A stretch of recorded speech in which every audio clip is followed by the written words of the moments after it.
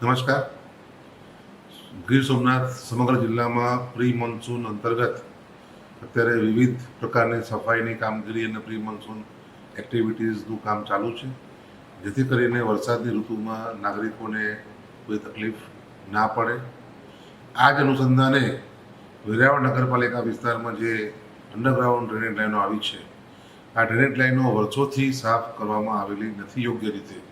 આથી યોગ્ય રીતે સફાઈ થાય તે માટે તંત્ર દ્વારા પ્રયાસો હાથ ધરવામાં આવ્યા હતા અને વધુ ભારે મશીનોની જરૂરિયાત જણાતા રાજકોટ મહાનગરપાલિકા, જૂનાગઢ મહાનગરપાલિકા અને ભાવનગર મહાનગરપાલિકા ખાતેથી સુપર સક્શન મશીનો મંગાવવામાં આવ્યા છે.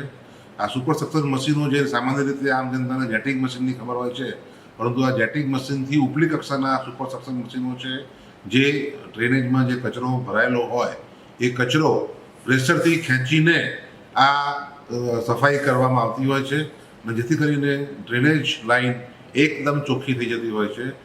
અને આ અત્યારે હાલમાં કામગીરી પ્રભાસ પાટણ વિસ્તારમાં કરવામાં આવી રહી છે.